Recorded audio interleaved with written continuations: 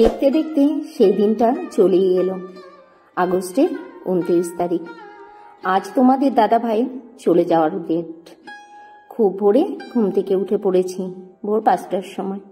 উঠে সবার আগে ঠাকুর জাগিয়েছি, তারপরে চলে এসেছি রান্নাঘরে। ও খেয়ে যাবে। হ্যাঁ, বাড়ির ভাত আবার যে কবে পাবে তার তো কোনো ঠিক নেই। লইট্টা মাছ, মাছ ভাজা, ভেন্ডি ভাজা, আলু সেদ্ধ, এই রান্না করছি। আর এখন ঘড়িতে বাজে সকাল 6:30। ওকেও ডেকে দিয়েছি ঘুম থেকে।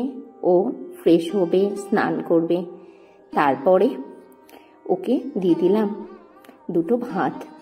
আর এই যে কাল রাতে যে লাগেজ গুছিয়ে রেখেছিলাম সেগুলোই এখানে রয়েছে।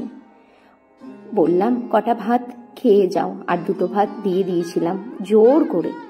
বলেছিলাম বাড়ির ভাত খেয়ে নিয়ে যাও না গো, আবার তো কবে খেতে পারবে বাড়ির ভাত তার তো কোনো ঠিক নেই।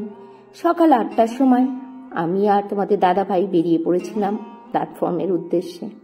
ও 8:30টায় ট্রেন ছিল। ছেলে মেয়েগুলো গেল না, বলছে পাপাকে যেতে দেখতে পারবো না। আমি একাই গেছিলাম। ও আমাকেও যেতে বারণ করেছিল, জানে আমি গিয়ে কান্নাকাটি করব। ট্রেনটাও যথাসময় ছেড়ে গেল প্ল্যাটফর্ম থেকে, আর আমি পাগলের মতো দাঁড়িয়ে দাঁড়িয়ে প্ল্যাটফর্মে কাঁদছিলাম। যখন আমি একা আসছিলাম না রাস্তা দিয়ে, অঝোরে কাঁদতে কাঁদতে বাড়ি আসছিলাম। লোকেরা ভাবছিল হয়তো মেয়েটা কেন কাঁদছে। আর যারা জানতো পাড়ার লোকেরা, তারা অনেকে সান্ত্বনা দেওয়ার চেষ্টা করছিল। বিশ্বাস করো, সারা রাস্তা একটা কথা বলতে পারিনি। কারো সান্ত্বনার বাণীগুলো তখন যেন আমার ভালো লাগছিল না, ভয় হচ্ছিল যদি অঝোরে কেঁদে ফেলি।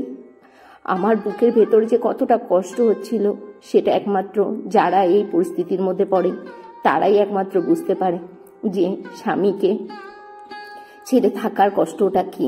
জানি কাজে গেছে, তবুও বলো আমার সংসারটা তো ভেঙে গেছে, তাই না? আর আজকে এর থেকে বেশি আমি কিচ্ছু শ্যুট করতে পারিনি। তাহলে আজকের মতো যাই, টাটা।